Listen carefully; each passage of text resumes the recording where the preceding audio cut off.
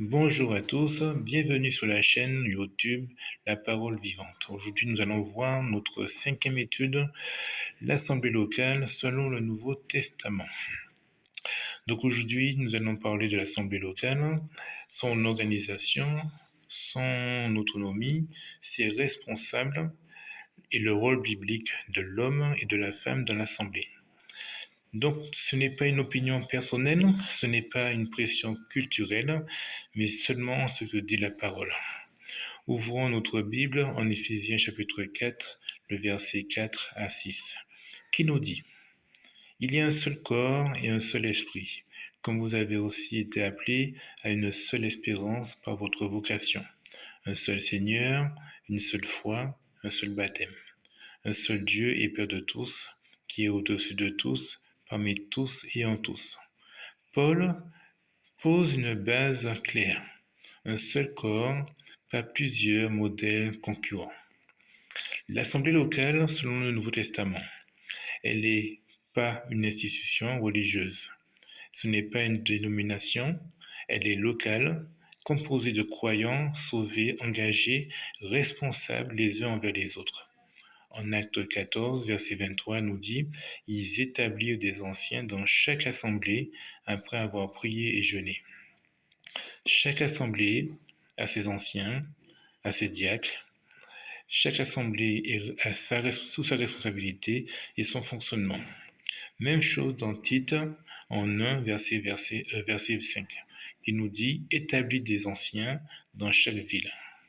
Il n'existe aucune nomination centralisée dans le Nouveau Testament. Les anciens sont toujours locaux, reconnus parmi les frères. Autre sujet aussi de l'Assemblée, c'est qu'elle est autonome. Chaque assemblée rencontre directement à Christ. En Acte 20, verset 28, il dit: Prenez garde à vous-même et à tout le troupeau sur lequel le Saint-Esprit vous a établi évêque. Ce n'est pas une hiérarchie humaine qui gouverne, c'est Christ par sa parole. Pierre confirme en 1 Pierre 5, versets 2 et 3, Paissez le troupeau de Dieu qui est sous votre garde et non comme dominant. Donc, il n'y a pas de dénomination, pas de pouvoir religieux, mais un service humble. Nous voyons que anciens pasteurs et évêques, selon la Bible, ces trois rôles, c'est un même mot pour le même rôle. Presbyteros, par exemple, pour ancien, Episcopos, qui veut dire pour les surveillants, et Pramen, pour le berger. Dans Acte 20, verset 17 et verset 28, Paul utilise les trois pour le même homme, pour les mêmes hommes plutôt. Le Nouveau Testament ne connaît pas un pasteur seul, un chef spirituel unique et un clergé séparé.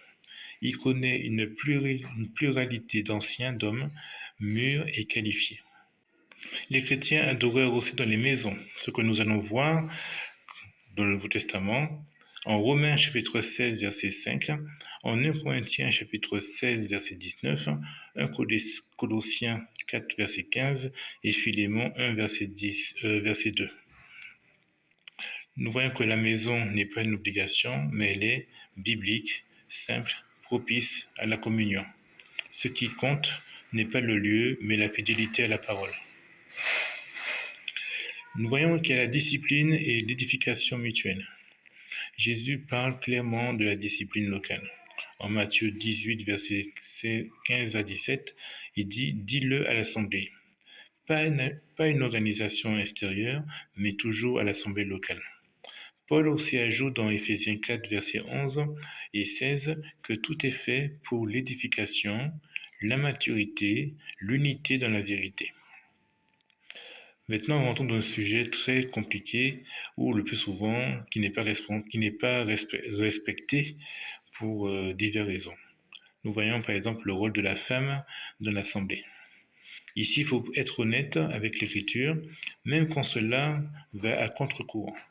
Ce que la femme ne fait pas dans l'assemblée. Paul nous dit en 1 Timothée 2, verset 12, « Je ne permets pas à la femme d'enseigner, ni de prendre autorité sur l'homme. » Et encore en 1 Corinthiens 14, verset 34, que les femmes se taisent dans les assemblées. Ce silence n'est pas absolu.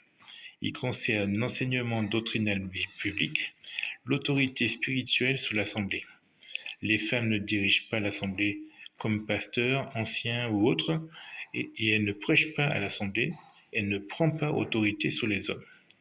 Paul ne fonde pas cela sous la culture, mais sous la création. Et ça, nous allons le voir en 1 Timothée 2, verset 13, qui nous dit « Car Adam a été formé le premier et Ève ensuite ». Donc ça n'a rien à voir avec la culture romaine ou corinthien ou je sais pas quoi. C'est simplement, Paul prend en fondation la création.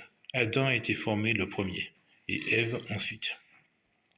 Ce que la femme fait activement selon le Nouveau Testament. Donc la femme n'est pas passive, hein. Elle n'est pas inutile, elle n'est pas inférieure. Elle a un rôle essentiel aussi biblique et honoré. En Tite, chapitre 2, versets 3 à 5, dit que les femmes âgées enseignent les femmes plus jeunes. En 2 Timothée 1, verset 5, Timothée a été formé dans la foi par sa mère et sa grand-mère. Et en Acte 18, verset 26, Priscille enseigne Apollos dans un cadre privé, sans autorité publique. La femme enseigne les femmes, instruit les enfants, forme la foi à la maison, sert puissamment l'Évangile.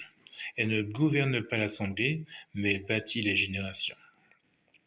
Il y a une égalité spirituelle, mais un rôle distinct. En Galates 3, verset 28, il nous dit « Il n'y a ni homme ni femme, car vous êtes tous un en Christ. » Égalité devant Dieu, différence dans les rôles. Et ce n'est pas une question de valeur, c'est une question d'ordre.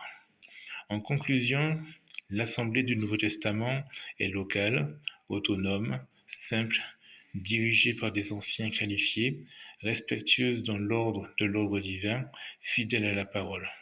En Colossiens 1, verset 18, nous dit « Il est la tête du corps de l'Assemblée ». Reste fidèle au message, même si le monde n'aime pas ça, bien sûr, même si c'est exigeant. Dans notre prochain message, nous verrons le culte en esprit et en vérité, tel que Jésus l'a enseigné, sans ajout humain.